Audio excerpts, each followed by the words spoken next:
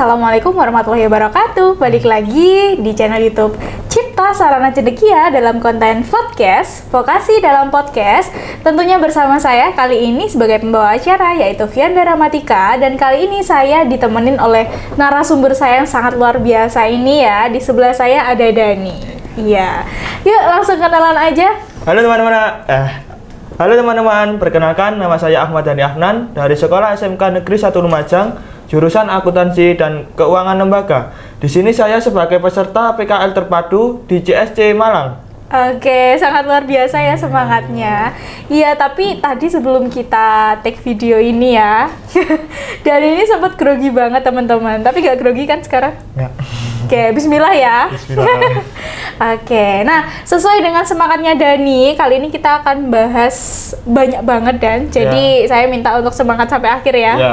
Oke, nah seperti sebelum-sebelumnya, kalau biasanya Miss Vianda di sini collab sama teman-teman PKL terpadu, itu kita bahas review PKL terpadu dan tapi nah, karena kemarin teman kamu Dita Safira sudah jadi narasumber kita di sini dan kita sudah bahas tentang PKL terpadu. Kali ini kita nggak akan bahas itu lagi.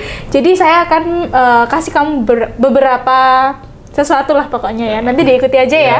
Oke. Nah, sebelum kita masuk di situ, Dani, sesuai dengan ini ya, sesuai dengan realitanya ya. Kalau anak-anak akuntansi itu pasti yang laki-laki itu jadi minoritas. Ya.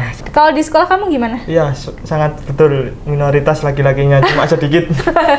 Oke, betul banget. Sekolah saya dulu ini dan dari 3 kelas tuh, satu kelasnya kayak apa ya, sekitar 30 sampai 40-an. Iya.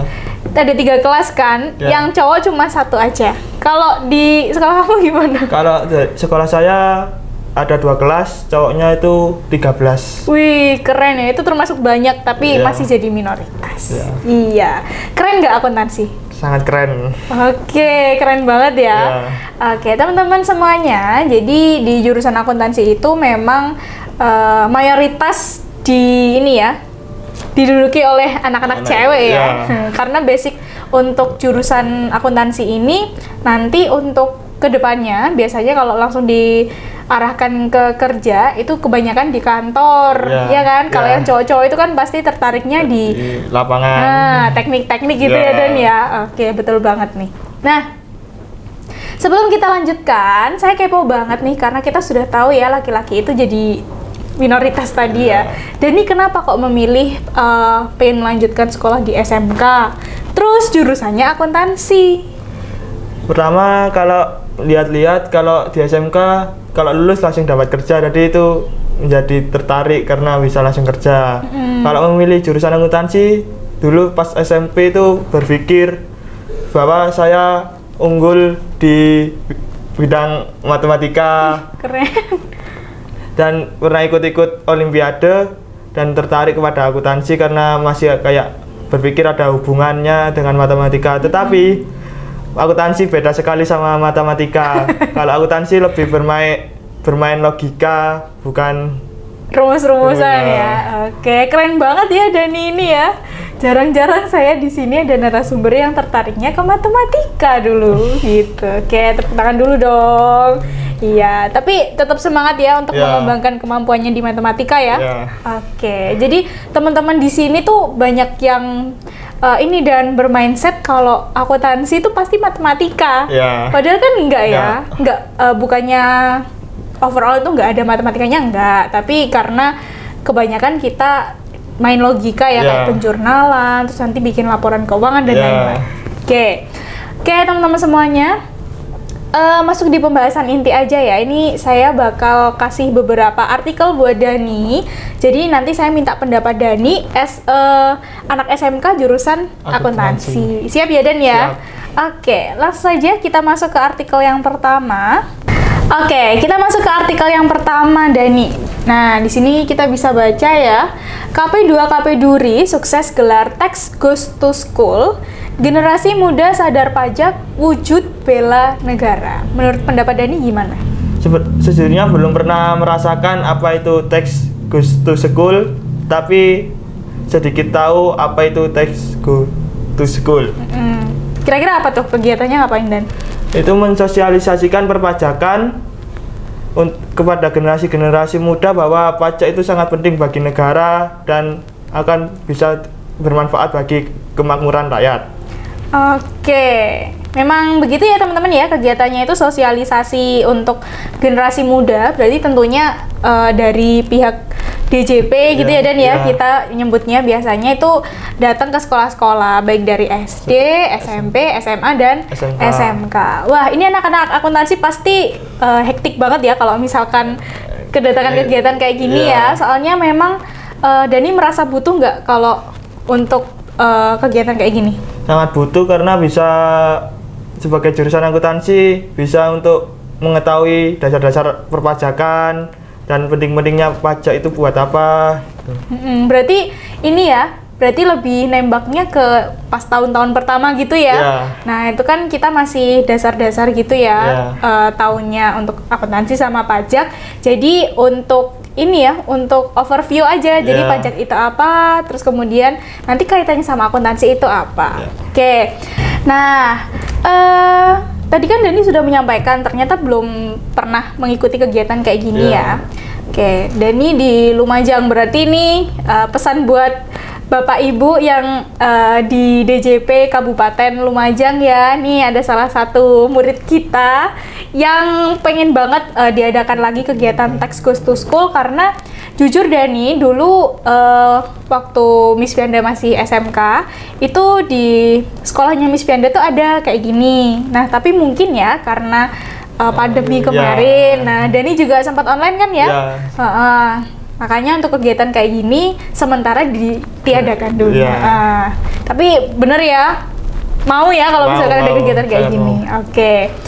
Nah, kita bahas untuk yang kedua, generasi muda sadar pajak wujud bela negara. Tapi kamu setuju gak sih kalau teman-teman sebaya kamu itu kalau sadar pajak itu juga perwujudan, salah satu perwujudan bela negara? Sangat setuju, karena bisa membuat negara lebih maju dan kemakmuran rakyat terjamin gitu. Oke, karena ini ya, income atau pendapatan dari pajak itu kan balik lagi ya Dani ya. Contohnya kalau misalkan kembalinya pendapatan negara yang pajak itu ke masyarakat, itu contohnya wujudnya apa aja Dan? Wujudnya salah satunya fasilitas umum, infrastruktur dan banyak lagi lah. Kayak ini ya, jalan raya itu mulus, itu kan ya berkat pemerintah yang sudah memberikan fasilitas kita untuk itu diperbaiki gitu ya, biar untuk kegiatan ekonomi di sekitarnya itu juga lancar gitu ya Dani ya. Oke, nah teman-teman semuanya, kita lanjut aja ya di artikel yang kedua karena ini masih banyak lagi yang harus kita bahas. Nah, ini yang kedua. SMK swasta di Purwakarta sepi peminat. Nah, kita nggak akan bahas kenapa SMK di daerah tersebut itu sepi peminat, enggak. Tapi saya mau bahas lebih ke ininya sih Dan. Kamu kan sebagai anak akuntansi nih, apalagi sudah memilih SMK ya. Nah, itu kan pasti ada pertimbangan khusus. Tadi kan kamu punya alasan-alasan kenapa milih SMK dan lain-lain kan. Nah, kalau dari kamu sendiri, dari sudut pandang kamu, mempertimbangkan tempat untuk melanjutkan pendidikan itu apa aja?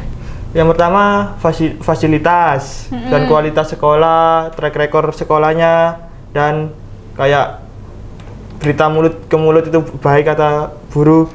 Oh gitu, jadi lebih ke mempertimbangkan hal-hal yang ini ya, yang kelihatan gitu ya Dani ya. Dan satu lagi biaya-biayanya. Oh iya, itu paling penting sih kalau menurut saya ya.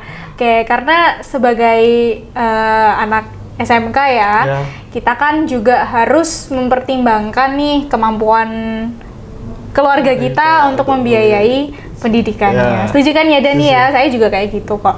Nah, kalau di SMK kamu sendiri kira-kira gimana? Fasilitasnya, terus kemudian pembiayaannya, itu worth it gak? Worth it sekali, kalau fasilitasnya sangat memadai dan biaya-biayanya sangat terjangkau lah buat kita-kita gitu. Iya, soalnya saya denger nih ya, karena sekarang itu kalau untuk sekolah-sekolah sudah nggak boleh dipungut biaya apapun ya Dani ya. Tapi emang bener ya Dan ya? Benar. Berarti SPP-nya sekarang gratis? Gratis. Wih, keren nih. Tapi sekolahnya tetap maju melesat loh ya. Iya. Bagus terus. Oke. Nah, kira-kira fasilitas yang ada di sekolah contohnya apa aja? Ya kelasnya bersih, nyaman, luas, dan lab prakteknya juga luas dan nyaman, space untuk kita mengerjakan siklus-siklus akuntansi itu sangat enak gitu. Oh iya, karena memang kalau kita ngerjakan laporan keuangan tahu sendiri lah ya, berlembar-lembar kayak gitu.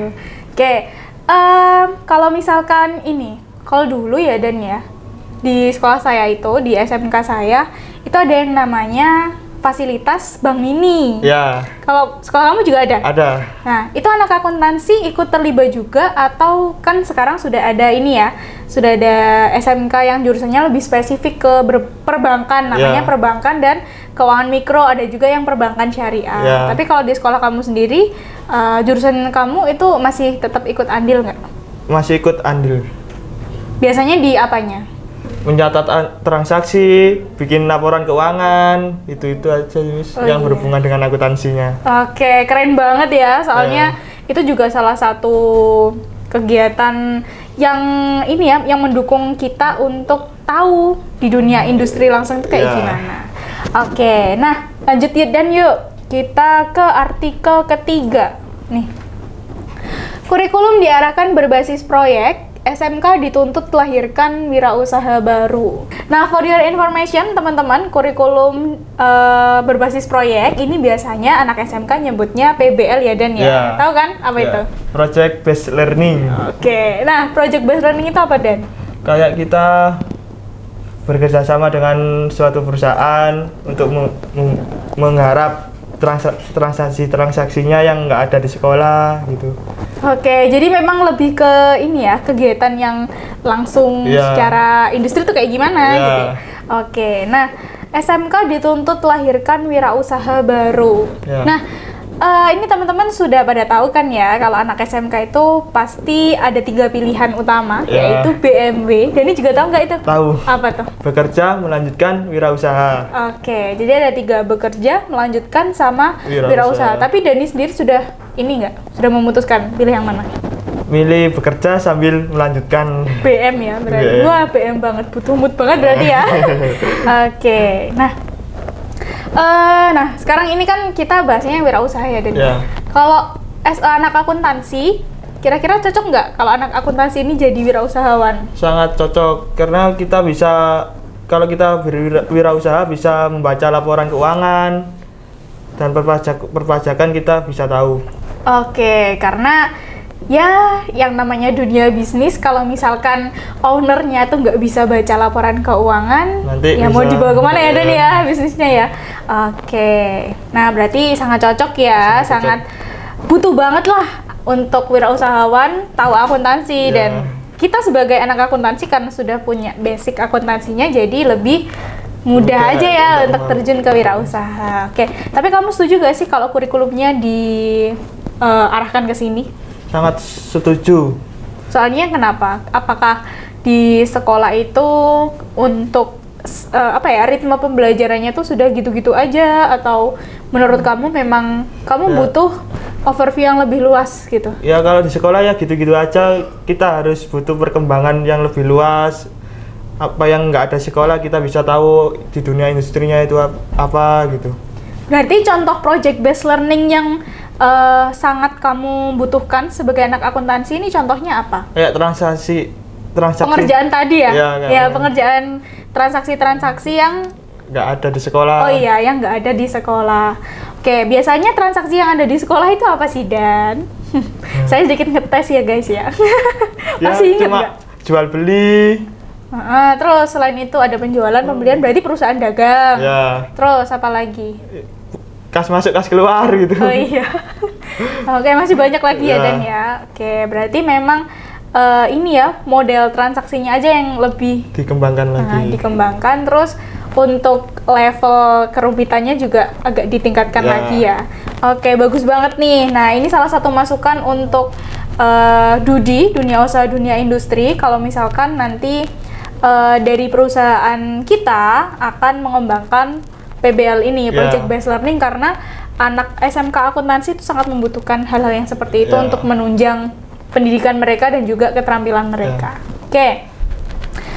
Kita lanjut aja. Nah, ini sebagai penutup pembahasan kita ya, Ya. artikel terakhir. Nih, Kemendikbudristek, kreativitas guru, kunci sukses kurikulum merdeka. Kamu setuju nggak? Sangat setuju. Kenapa tuh? Karena guru harus bisa mengidentifikasi minat bakat setiap siswa-siswanya untuk dikembangkan, untuk disalurkan dengan baik. Oke, jadi ini ya lebih deket lagi dong sama Ya, murid-muridnya ya. gitu ya. Karena sesuai dengan yang saya rasakan juga ketika ketemu teman-teman PKL terpadu di CSC ini, dan jadi setiap teman-teman itu punya karakter masing-masing dan Ya. juga ini ya, apa namanya, minatnya masing-masing. Ya. Kadang ada anak akuntansi itu yang minatnya itu juga linear di bidang akuntansi, tapi juga banyak sekali teman-teman akuntansi itu yang minatnya ada di sosial media, terus banyak lagi ada nih ya di wirausaha, tapi tetap akuntansinya itu kepake gitu. Nah, itu kan juga salah satu cara guru untuk lebih tahu gitu ya karakternya teman-teman SMK semuanya. Nah, tapi di sini saya mau tanya ini deh.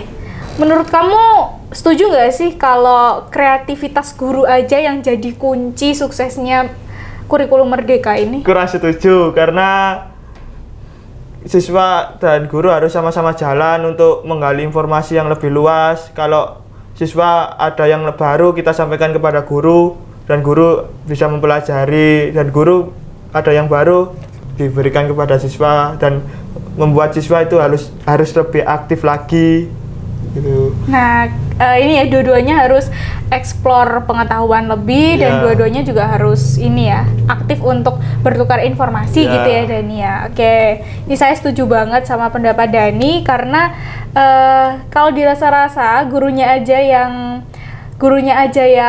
apa ya, yang aktif, tapi muridnya kurang aktif, itu juga kurang maksimal juga ya untuk mencapai kurikulum merdeka ini. Nah, tapi ngomong-ngomong kurikulum merdeka, di sekolah kamu sendiri juga sudah ini nggak sih? Kamu sudah merasakan yang dinamakan kurikulum merdeka ini nggak sih? Sedikit merasakan sih. Tapi tahu kurikulum merdeka itu apa berarti ya? Tahu. Apa tuh? Siswa diberi kebebasan untuk menunjukkan bakat dan minatnya kepada guru, dan guru akan menyalurkannya dengan baik. Oke, nah nggak cuma itu sih Dani, kalau kita gali lagi ya, kurikulum merdeka itu kebebasan kita untuk ini ya, mengeksplor lagi gimana caranya kita belajar. Kayak misalkan biasanya kan kita belajarnya tuh banyak kan di kelas kayak gitu ya. Nah, kita bisa belajar dimanapun dan pakai media apapun kayak gitu juga bisa. Dan masih banyak lagi, mungkin Dani lebih tahu ya nanti kondisinya di sekolah seperti apa. Berarti kuncinya ada di dua-duanya ya, guru sama murid harus sama-sama solid gitu. Tapi kamu udah solid kan sama gurumu? Udah dong? Sudah. Oke. Nah, oke Dani, karena artikel kita juga sudah habis ya. Nah, sebagai penutup konten kali ini saya mau tanya dulu. Kira-kira selama kamu PKL di Cipta, value apa yang udah kamu dapetin di sini? Dan kira-kira kamu sedikit lebih terbantu nggak dengan adanya kegiatan PKL yang diselenggarakan sekolah kamu bersama Cipta Sarana Cendekia ini? Sangat terbantu. Kita mendapatkan ilmu-ilmu baru seperti perpajakan, akuntansinya juga baru-baru semua, dan ada perkembangan bahwa PPN itu ada yang berubah. Kayak yang ada di sekolah nggak ada, di sini ada. Oke, memang kompleks banget ya. Oke, kira-kira worth it dan sangat ini nggak? Sangat recommended nggak buat teman-teman SMK semuanya yang belum tahu tuh PKL terpadu ngapain? Sangat worth it sekali. Recommended nggak? Recommended. Oke, berarti bagus banget ya programnya ya. Nah, ini buat teman-teman semuanya nih yang masih ragu-ragu mau join ke PKL terpadu seperti Dani di sini ya. Nah, itu kita langsung saja teman-teman bisa cek kegiatan kita di Instagram ya Dani ya, karena kebetulan setiap harinya kita akan posting di situ kegiatan PKL terpadunya ngapain aja. Dan teman-teman kalau misalkan mau kontak kita bisa aja langsung DM di Instagram kita atau menghubungi narahubung admin education tentunya. Oke teman-teman semuanya, untuk konten kali ini kita akhiri sampai di sini dulu. Terima kasih Ahmad Dhani ya sudah menyempatkan waktunya menjadi narasumber di konten kita di Cipta Sarana Cendekia. Semoga lain waktu kita bisa collab lagi ya untuk bahas hal-hal yang lebih seru tentunya, dan semoga cita-cita kamu untuk bekerja sambil melanjutkan itu tercapai juga. Amin. Oke.